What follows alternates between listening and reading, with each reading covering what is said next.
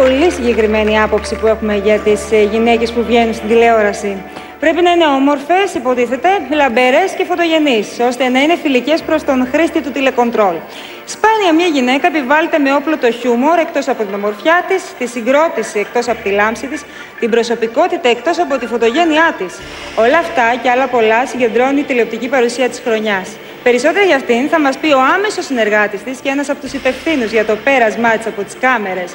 Μαζί μας ο Γενικός Διευθυντής Τηλεόρασης του Αντένα, ο κύριος Γιώργος Λεβέντης.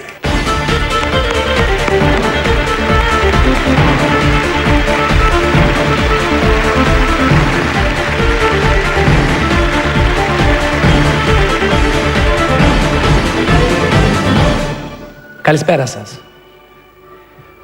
Ο Αντένα τα τελευταία 2 χρόνια έχει αλλάξει πάρα πολλά πράγματα. Όμως κάτι που είναι σταθερό είναι να ανακαλύψουμε και να σας δείξουμε καινούρια πρόσωπα.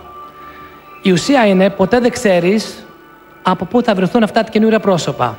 Μπορεί να είναι και δίπλα σου.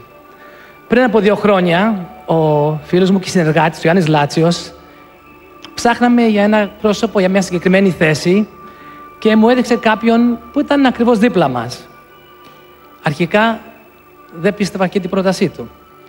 Όμως σιγά σιγά μπήκα και εγώ στο πνεύμα και η ουσία είναι ότι αυτό το άτομο έχει αγαπηθεί πάρα πολύ από τον κόσμο.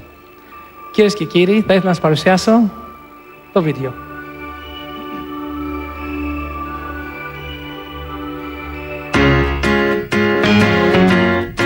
Η πρωτιά του Λούκας από την ομάδα της χάρισε το θρόνο του X Factor.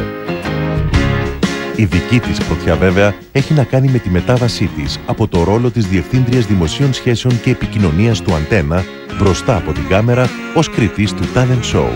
Και φυσικά δεν θα μπορούσε να ξεκινήσει με καλύτερο τρόπο.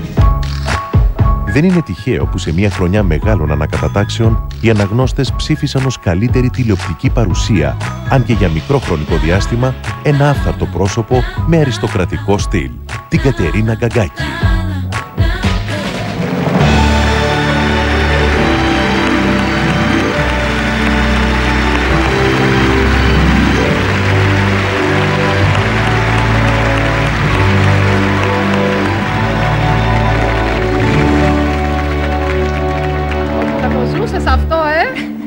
Έχω ζήσει κι άλλα. Είναι και ψηλή. Είναι και αυτό. Wow. Τι να πω μετά από όλα αυτά. Παιδιά, να πω ένα πράγμα μόνο. Στον Όμιλο Λιμπέρι. Αν τα ξαναμετρήσετε το βράδυ και δεν σας βγαίνουν τα ίδια, μην έρθετε να μου το πάρετε, δεν σας το δίνω. Έχω χαρεί τόσο πολύ.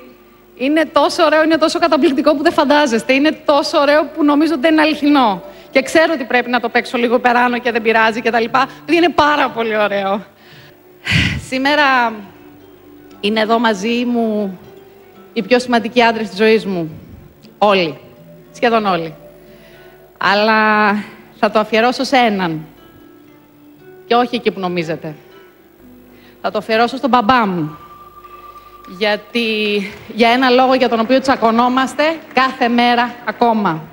Γιατί είναι ο μόνος άνθρωπος που θεωρεί ακόμα στα 37 μου ότι είμαι παιδί.